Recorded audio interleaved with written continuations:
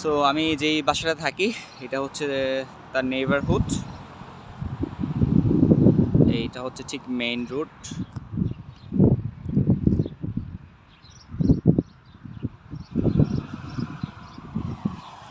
এটা হচ্ছে একদম মেইন রোড।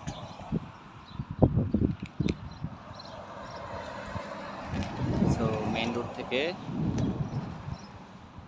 একটু সামনেই আমার বাসাটা। সো দেখাচ্ছি, এই যে দেখতে পারেন বাড়িগুলো কেমন। সবগুলো এখানকার বাড়িগুলো সব কাঠের হয়, সেগুলো হাউস বলে এগুলোকে। বেসমেন্ট থাকে এবং উপরে একটা মেইন ফ্লোর থাকে, এরকম টাইপের হয়ে থাকে নর্মালি।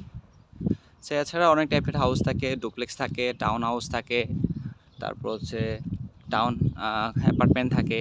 সো এখানে যতগুলো আছে সবগুলো হচ্ছে হাউস টাইপের। প্রত্যেকটাতে একটা বেসমেন্ট আছে, একটা মেইন ফ্লোর আছে। আবার কিছু কিছু আছে যেমন এগুলোতে কোনো বেসমেন্ট নেই, জাস্ট একটা ফ্লোর একটা। সো এটা হচ্ছে আমার নেইবারহুড। এখন আমি বাসার দিকে চলে যাচ্ছি। প্রত্যেকটা বাসার সামনে একটা ফ্রন্ট ইয়ার থাকে, ব্যাক ইয়ার থাকে এবং সব কিছু সুন্দর সাজানো গোছানো থাকে।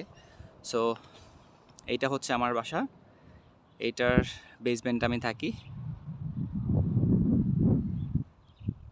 সেইটা হচ্ছে ফ্রন্ট ইয়ার্ড, পাশে সুন্দর করে বাগান দেয়া আছে, বাগান করা আছে।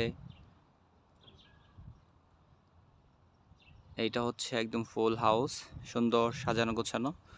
সো যাওয়া যাক ভিতরে।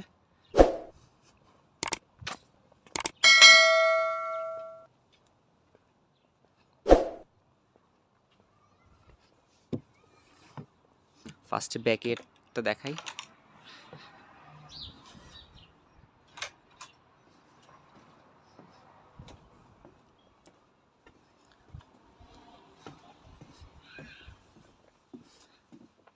সো এইটা হচ্ছে আমার বাসার ব্যাক ইয়ার্ডটা।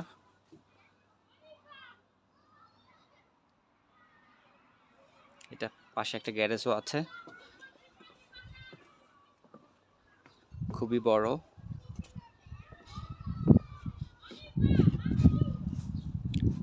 সো এটা হচ্ছে ব্যাক ইয়ার্ড এবং এটা হচ্ছে গ্যারেজ।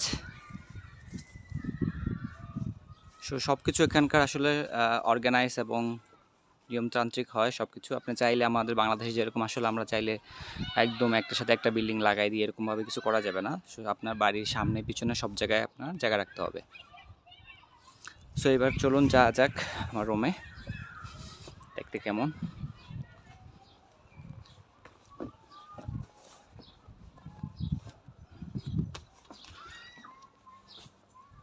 যদিও আসলে বাসাটা তো অর্গানাইজ করা নাই, তাও চলেন যাই। এটা হচ্ছে আমার সেপারেট ডোর।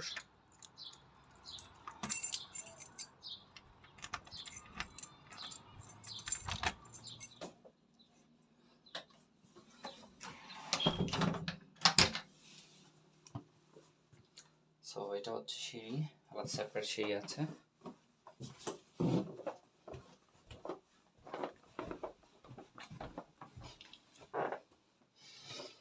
প্রথমে বাসায় ঢুকতেই এখানে হচ্ছে আমার লন্ড্রি। এটা হচ্ছে ওয়াশিং মেশিন, এটা ওয়াশার, এটা হচ্ছে ড্রায়ার।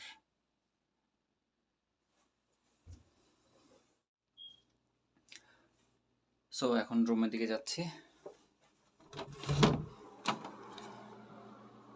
এটা হচ্ছে আমার বেডরুম।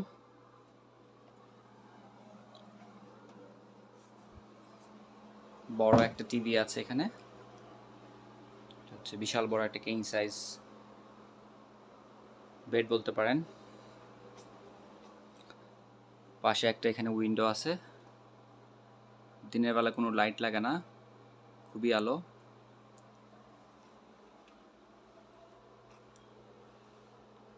এটা হচ্ছে বাকি পাঁচটা।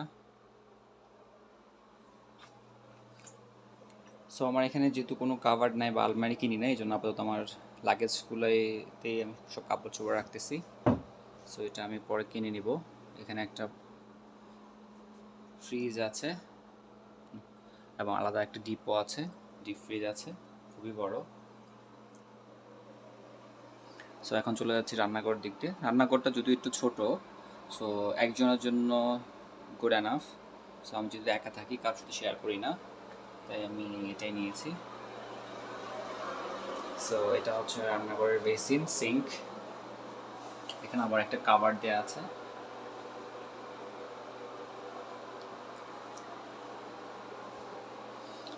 আর এটা হচ্ছে রান্নাঘর, এখানেও নিচেও আরেকটা কাভার দেওয়া আছে। সো এখানে চুলা প্লাস হচ্ছে মাইক্রোওয়েভ দেওয়া ছিল। সো এখন যাচ্ছে হচ্ছে কিচেনে, সরি ওয়াশরুমে। সো এটা হচ্ছে আমার ওয়াশরুম। ঢুকে এখানে আরেকটা কাভার্ড আছে, অনেক কিছু রাখা যায়। আর এটা হচ্ছে ওয়াশরুমের বেসিন।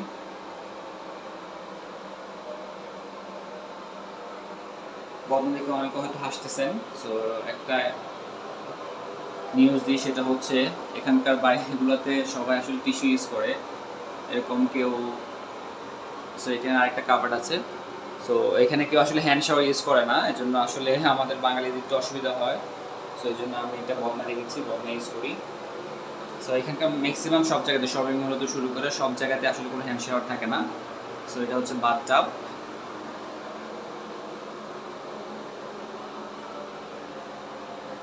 তো একজনের জন্য হচ্ছে গুড এনাফ। সেই ছিল আমার এন্টায়ার হাউস ট্যুর। আরেকবার আমার বেডরুমটাকে আমি দেখিয়ে দিচ্ছি এখান থেকে। এটা খুবই মাশাআল্লাহ বড়, একজনের জন্য খুবই ভালো, পারফেক্ট।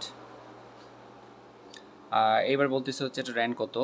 নর্মালি এখন সব কিছুর দাম অনেক বেড়ে গেছে, তাই এটার রেন্ট এখন হচ্ছে আসলে $700, যদিও এটা আগে ছিল হচ্ছে $500। যাই হোক, আশা করি আমার ভিডিওর মাধ্যমে আপনারা কিছুটা তথ্য পেয়েছেন। বাসা কেমন, এখানকার ক্যানাডিয়ান হাউসগুলো কেমন হয়, বেসমেন্টটা কেমন হয়, একটা আইডিয়া দেওয়ার চেষ্টা করেছি। এছাড়া বাসার রিলেটেড কোনো কোয়েশ্চেন থাকলে আপনাকে জানাতে পারেন। আশা করি সবার ভিডিওটি ভালো লাগবে। আসসালামু আলাইকুম।